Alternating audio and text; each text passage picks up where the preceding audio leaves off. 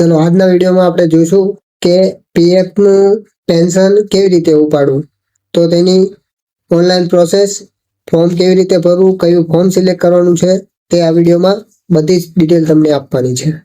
તો ચાલો, તો ક્રોમ બ્રાઉઝર ઓપન કરી લો અને એમાં સર્ચ કરો EPFO home. EPFO home search કરશો એટલે તમને લોગિન કરવાનો ઓપ્શન આવશે। તો ત્યાં તમારો યુએન નંબર અને પાસવર્ડ નાખીને લોગિન કરી લો। તો તમારા રજિસ્ટર્ડ મોબાઈલ નંબર એક ઓટીપી આવ્યો છે, તે ઓટીપીને ફિલઅપ કરી અને સબમિટ ઉપર ક્લિક કરો।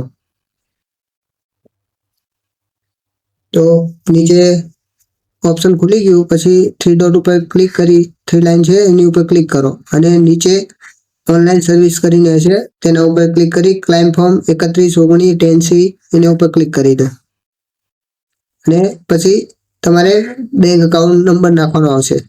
તો અકાઉન્ટ નંબર કમ્પ્લીટ નાખજો તો જ આવશે, નહીં તો નહીં આવે। ચાલો હું નાખી દઉં છું મારો, તમે પણ નાખી દો।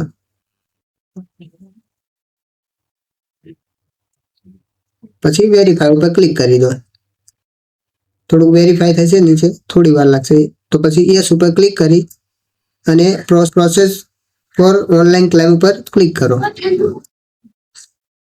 પછી એક ફોર્મ ખુલીને આવી છે, તે ફોર્મમાં ફોર્મ સિલેક્ટ કરવાનું છે online pension withdraw form 10C। તો એના ઉપર ક્લિક કરી લો।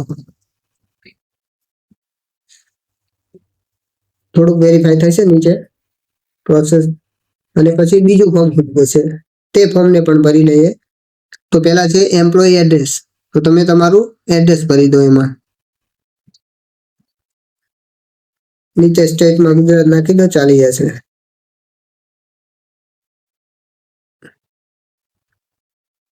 ગુજરાત સિલેક્ટ કરી લો, ડિસ્ટ્રિક્ટ અમદાવાદ સિલેક્ટ કરી લો।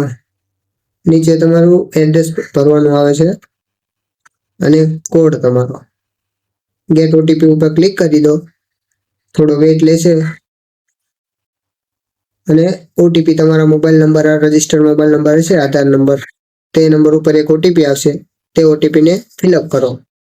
ઓટીપી નાખ્યા બાદ તમારું કામ થઈ ગયું છે। તમે જોઈ શકો છો નીચે લખેલું આવી ગયું છે mobile number, OTP, verified process, pension withdraw climb form submitted successful નીચે લખેલું આવી ગયું છે। અને તમારે ડિટેલ બધી જોઈ હોય તો ક્લિક હેર ઉપર ક્લિક કરીને જોઈ શકો છો, બતાવી દઉં છું। મારે તો જોઈ નથી તો હું ક્લોઝ કરી લઉં છું। તો બસ તમારું કામ થઈ ગયું છે। આવા જ વિડીયો જોવા માટે અમારી ચેનલને લાઈક, શેર અને સબસ્ક્રાઇબ જરૂર કરી દેજો। તો ચલો મિત્રો, મળીએ નેક્સ્ટ વિડીયોમાં।